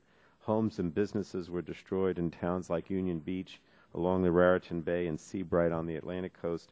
And I fear that if we do not start taking this issue of climate change seriously, and that's what I think has not been done here. It hasn't been taken seriously. If we don't do that, then devastating storms like Sandy will become the new normal. And I'm not going to get into all this today unless we have time for my amendment to come up. But I can't bear to think about the possibility of another storm like Sandy hitting the Jersey Shore. Unfortunately, I think that is the reality that we have to prepare for. And I think the Energy and Commerce Committee has a responsibility, not to say that another committee did this or another committee is going to take it up. It's the responsibility of this committee to hold hearings on this critical issue. And if anybody on the other side suggests that somehow we've spent enough time on it or we have prioritized it, that's what's not true. We have not spent enough time. We have not prioritized it. And we need to. And I think that's the point of Mr. Rush's amendment and the mine that will follow. This has to be a priority, and it hasn't been for this committee, the committee that has jurisdiction over this issue. Mr. Waxman, would you like any of my time? I yield back, Mr. Chairman. Chair would recognize the gentleman from New Mexico, Mr. Lujan. Mr. Chairman, thank you very much. And as I began, I'm surprised, Mr. Chairman, that this amendment may go down today because again, if we could just take time to go back and read Mr. Rush's amendment, it's not confrontational. It's asking us to look into some issues that have caused severe impacts across many parts of the country. I come from a rural part of America, out in New Mexico, where, like Ms. DeGette described, with the impacts of drought and heat waves, the wildfires that have devastated our communities, crop yields, my farmers and dairymen can't even afford the feed anymore to feed their dairies because of what we've seen with the impacts to these crops. How can we describe and work to them when we don't even understand the basic elements of what's happening with weather shifts and droughts and lack of water to be able to get these crops growing in such yields that we can have an economic viability in many parts of rural America? Now, I know many of my colleagues from the other side of the aisle. I've had the honor of visiting with them about their love for hunting and fishing, of which New Mexico has wonderful abundance. But when we go out there and we're hunting and we're fishing, even the flies that we're using to go into those streams and rivers are changing because of the ecological impacts and vegetarian variations associated with the temperatures that we look to study this. Now, I just wish I could go into my tackle box and pull any other colored, woolly, whatever it is, and put it on the end of my line and throw it in, but we all know that you have to understand what's hatching and what's flowing in those waters. Our outdoorsmen and our fishermen and all other parts of business in America is being impacted by this. Heat waves around the world in 2010, last year's Texas drought that stretched into New Mexico. And let's talk about rural America. Temperature fluctuations and its impacts on load requirements on deliverability of electricity and peaking facilities is changing. I come from a part of the country where we used to depend on our architecture, our adobe walls, to keep our homes cool in the summer and warm in the winter with just a little bit of heat and the opening of a window in the evening to keep our houses cool. Everyone's installing cooling facilities into their homes now. Go ask our utilities how that's impacting them from a peaking perspective and what happens with the loads that are carrying on the lines or blackouts that occur across the country. Mr. Chairman, I hope that we're open-minded enough in our pursuit for knowledge to hear from experts in these fields, and I would ask my colleagues to please go back and reread the Rush Amendment to truly understand that it is not confrontational. I yield back. Gentlemen, yield back. Is there further discussion on the amendment? Seeing none, the vote occurs on the amendment. All those in favor of the amendment will say aye. Aye. Those opposed say no. No. Continue to chair. The noes have it. If the roll call is asked for, the clerk will call the roll. Mr. Hall. No. Mr. Hall votes no. Mr. Barton. No. Mr. Barton votes no. Mr. Whitfield. No. Mr. Whitfield votes no. Mr. Shimkus. Mr. Pitts. Mr. Pitts votes no. Mr. Walden. Mr. Terry. Oh, Mr. Walden votes no. Mr. Terry. Mr. Rogers. No. Mr. Rogers votes no. Mr. Murphy. No. Mr. Murphy votes no. Mr. Burgess. Mr. Burgess votes no. Mrs. Blackburn. No. Mrs. Blackburn votes no. Mr. Gingrey. No. Mr. Gingrey votes no. Mr. Scalise. Mr. Latta. No. Mr. Latta votes no. Mrs. McMorris Rogers. Mrs. McMorris Rogers votes no. Mr. Harper. Mr. Harper votes no. Mr. Lance. Mr. Lance votes no. Mr. Cassidy. No. Mr. Cassidy votes no. Mr. Guthrie. No. Mr. Guthrie votes no. Mr. Olson. Mr. McKinley. Mr. McKinley votes no. Mr. Gardner. Mr. Gardner votes no. Mr. Pompeo. Mr. Pompeo votes no. Mr. Kinzinger. Mr. Griffith. Mr. Griffith votes no. Mr. Bilirakis. Mr. Bilirakis votes no. Mr. Johnson. Mr. Johnson votes no. Mr. Long. Mr. Long votes no. Mrs. Elmers. Mrs. Elmers votes no. Mr. Waxman. Mr. Waxman votes aye. Mr. Dingle. Mr. Dingle votes aye. Mr. Markey. Mr. Pallone. Aye. Mr. Pallone votes aye. Mr. Rush. Aye. Mr. Rush votes aye. Ms. Eshoo. Aye. Ms. Eshoo votes aye. Mr. Engel. Mr. Green. Mr. Green votes aye. Ms. DeGette. Ms. DeGette votes aye. Mrs. Capps. Mrs. Capps votes aye. Mr. Doyle. Mr. Doyle votes aye. Ms. Schakowsky. Ms. Schakowsky votes aye. Mr. Matheson. Mr. Matheson votes aye. Mr. Butterfield. Mr. Barrow. Mr. Barrow votes aye. Ms. Matsui. Ms. Matsui votes aye. Mrs. Christensen. Mrs. Christensen votes aye. Ms. Castor. Ms. Castor votes aye. Mr. Sarbanes. Mr. Sarbanes votes aye. Mr. McNerney. Mr. Braley. Mr. Welch. Mr. Welch votes aye. Mr. Lujan. Mr. Lujan votes aye. Mr. Tonko. Mr. Tonko votes aye. Chairman Upton. Votes no. Chairman Upton votes Members no. wishing to cast a vote, Mr. Terry? Mr. Terry votes no. Mr. Olson? Mr. Olson votes no. Other members wishing to cast a vote? Seeing none, clerk will report the tally.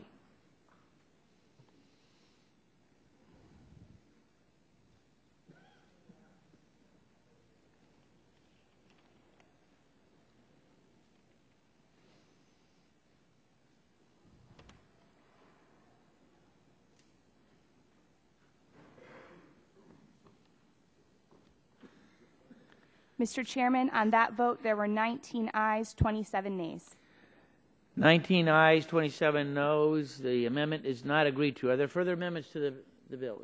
Mr. Pallone, the gentleman from New Jersey, is recognized. Thank you, Mr. Chairman. I have an amendment at the desk. Clerk will read the title. Amendment to draft oversight plan offered by Mr. Pallone of New Jersey. And the amendment will be considered as read, and the gentleman is recognized for 5 minutes in support of his amendment. Thank you, Mr. Chairman. The amendment I'm offering compels the committee to hold hearings to examine the threats posed by climate change to the coastal areas of the United States, including sea level rise, more frequent and intense storms, and ocean acidification. This issue was effectively ignored by the committee in the 112th Congress, and I feel it's time for the committee to get serious about studying the effect climate change is having on our country's coastal communities. Mr. Chairman, I won't get into all the details of how Superstorm Sandy affected my district, but let's just say that many of the dunes and beach protection and flood control projects did not assume a storm of this nature, of such a serious nature. According to the Intergovernmental Panel on Climate Change, an independent group of leading climate scientists convened by the United Nations, a changing climate leads to changes in the frequency, intensity, duration, and timing of extreme weather and climate events, and can result in unprecedented extreme weather and climate events. We're already experiencing this at the Jersey Shore. We have to look at the effect of sea level rise on coastal communities. Over the past century, global sea level has risen by about 8 inches. Since '92, the rate of global sea level rise has been roughly twice the rate observed over the last century. This increases beach erosion, storm surge damage, and flooding for coastal communities like the ones that I represent. And I saw this all firsthand as I traveled every corner of my district to tour the damage caused by Superstorm Sandy. Mr. Chairman, members of the committee may have differing views on climate change and its impact on extreme weather, but it's important for the committee to examine and address an issue that is so drastically impacting the lives of millions of Americans. As I said before, I don't know how we would even bear another storm like Superstorm Sandy at the Jersey Shore, but that is the reality. We have to prepare for it. And the Energy and Commerce Committee has a responsibility to hold hearings on this issue. So I urge all members to join me in supporting this important amendment. I yield back. Chairman yields back. Is there further discussion on the amendment? Seeing none, gentleman from California is recognized for 5 minutes. Mr. Chairman, this is an amendment that would ask us to look at the consequence of climate change and global warming on the coast, the acidification of the coast, the sea level rise, the harm that's being done to people who live near these in the coastal areas. I think that's perfectly reasonable. And to do that, I think we'd have to bring in, excuse the expression, scientists to tell us about it, what they've learned, what their research is pointing to. I know that some members over on the other side were critical when I talked about choice for ignorance. Well, being ignorant is no disgrace, but refusing to learn may be. Ignorance is defined as uninformed or unaware. And I must say that when we have a debate and all the members on our side are asking for the opportunity to be informed by scientists, the silence on the other side is deafening. We made requests, over 20 requests for hearings in the last Congress, and we got no response even to our letters for hearing from these experts. Instead, what we had was a statement by members on the other side that they don't need to know about the science because they doubt the science is real. They doubt it's accurate. And they use that as a justification for inaction. It's a catch-22. You prevent action on climate change by saying that the science doesn't support it. And yet at the same time, the committee leaders ignore repeated requests to hold hearings with the experts who could answer the questions about the science. I think that this is not a proud moment for this committee to go out of the way for the majority to vote every single member on the majority side against every single member on the minority side, not to hold hearings, not to hear from the scientists. And yet, it's almost like saying, I don't need no science, I got no reason to know science, I've already made up my mind. The scientists haven't reached a conclusion. We had a hearing in 2011, that was great, but a lot's happened since then, including one of the preeminent scientists who denied climate change and global warming, who's changed his mind after he did a lot of work on the subject. I think that to be kept in ignorance, to be informed, is irresponsible. And not even to debate this question is an embarrassment. And to take the position that we are happy not to be informed while we bring in people to beat them up who are making decisions based on the science is childish.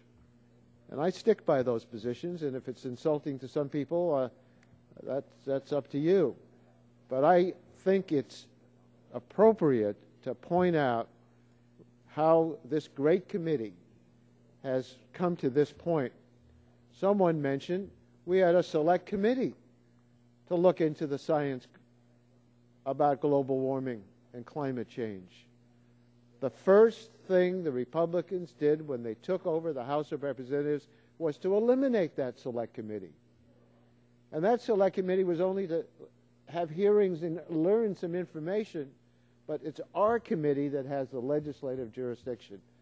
So I urge my colleagues to support the Pallone Amendment, to allow us to be informed, to hear from people who give decisions based on evidence, and not just those who want to give us opinions because they don't want to act on what I believe is a very real problem. Yield back my time. There are other members wishing to speak. Mr. Chairman.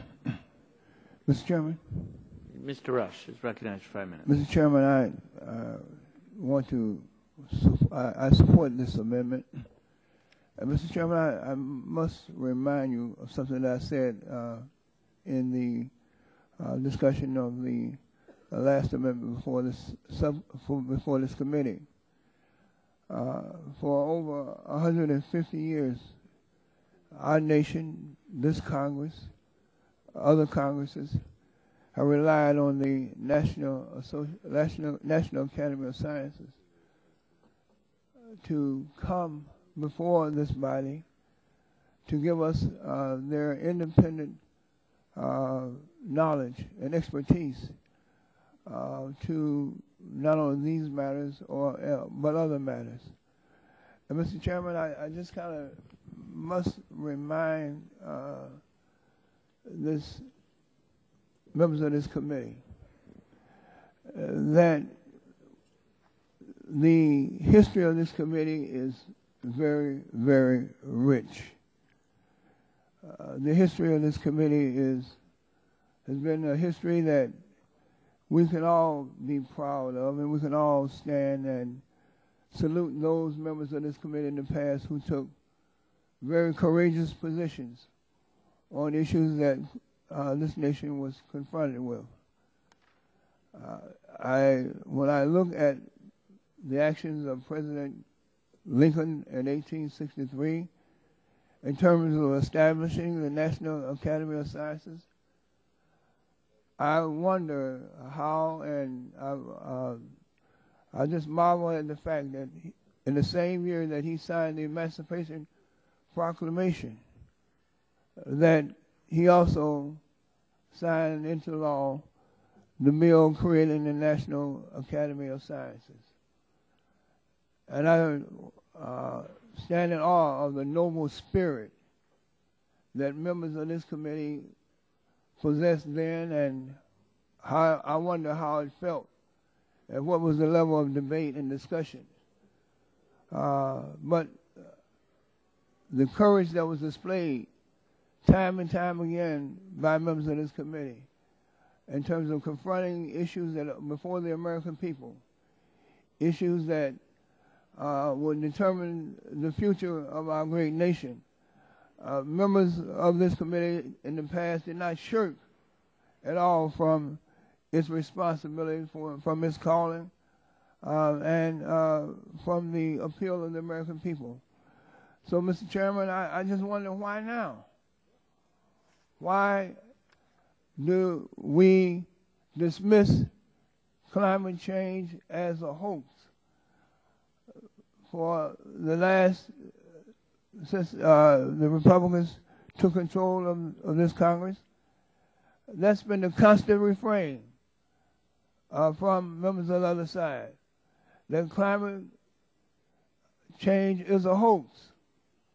Well, Hurricane Sandy wasn't a hoax. The droughts and the fires experienced by those in the western states, those weren't hoaxes. Those are realities. There was pain, suffering, and loss of property.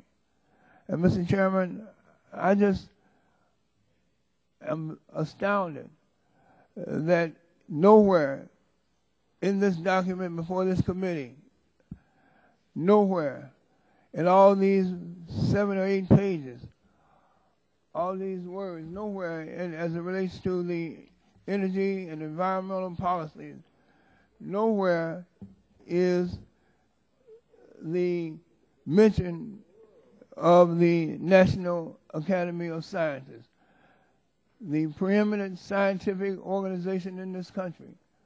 How can we conduct the business and the affairs of this nation and stand in the shadow of past members of this committee, and not even in these most difficult days and times, not even mention the National Academy of Sciences as potential and possible and planned witnesses before this committee? It's shameful, Mr. Chairman. I yield back. Gentleman yields back. Are there other members wishing to speak? Gentleman from Maryland, Mr. Sarbanes. Thank you, Mr. Chairman. I'll be pretty brief.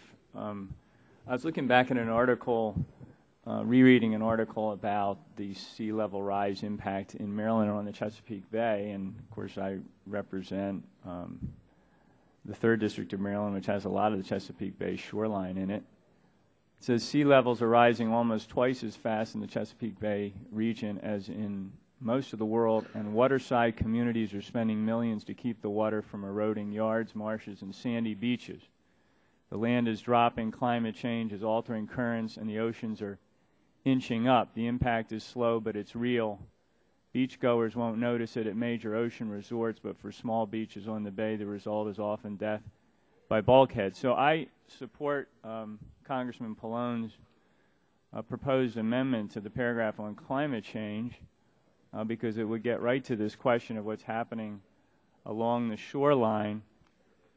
And I read the language of the climate change very carefully because I don't fully understand the boundaries this document sets on the committee's jurisdiction. But if it's the case that this paragraph could be cited at some later time to keep out certain kinds of important testimony with respect to climate change, then all of the back and forth we're having here today about it, it seems to me, is well-founded.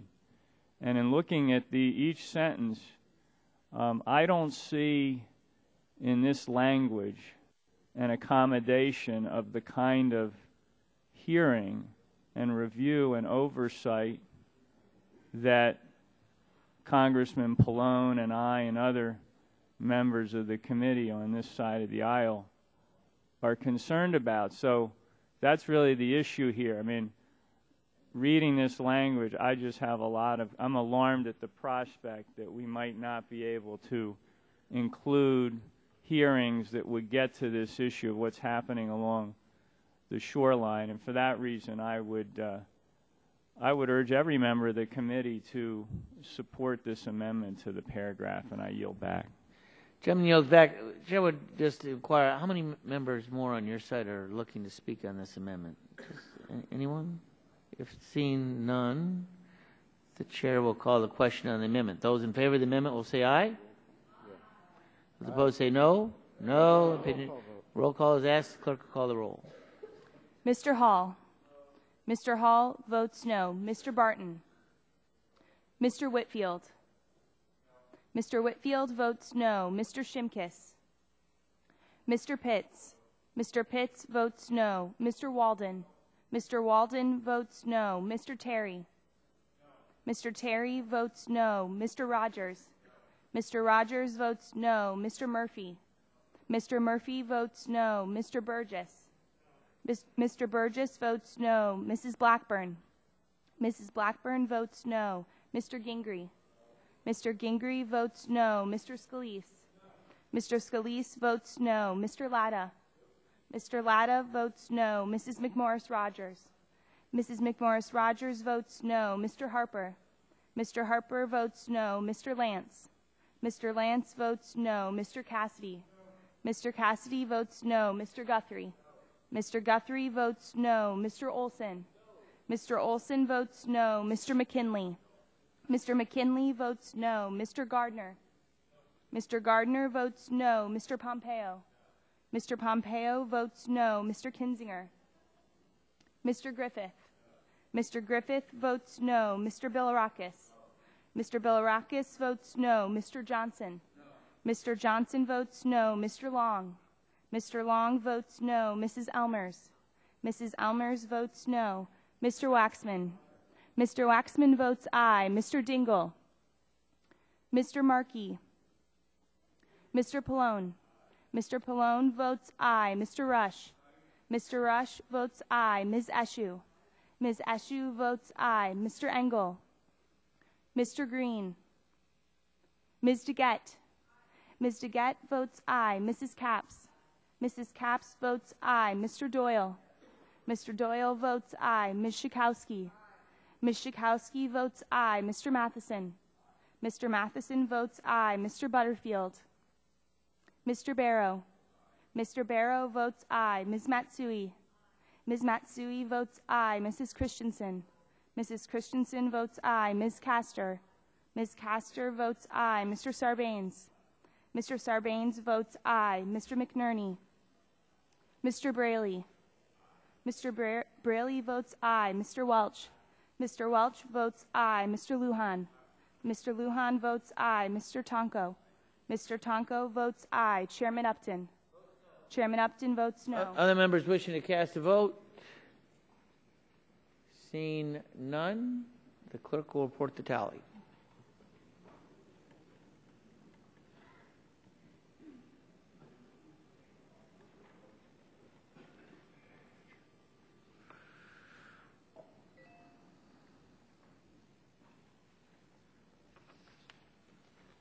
Mr. Chairman, on that vote, there were 18 ayes, 27 nays.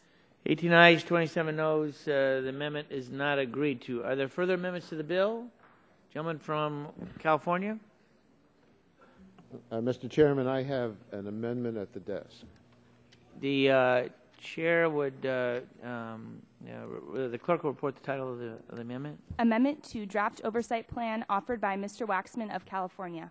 And the amendment will be considered as read, and I think at this point we're going to postpone until the gentleman will be recognized when we come back on Tuesday at 4 o'clock. All right. Mr. Chairman, Mr. Chairman, before you hit the gavel, Mr. Chairman, let me just inform everyone, some of you probably already know, but a former esteemed colleague of this committee passed yesterday, Congresswoman Curtis Collins. Curtis Collins. Some of you served with her, and she was representing the 7th Congressional District of Illinois, and she really was the singular most important factor in me becoming a member of this subcommittee. She got off the subcommittee so that I could ascend to the subcommittee. She served ably and had a very, very remarkable record. Title IX came through the subcommittee, and she was the primary responsible member of this committee.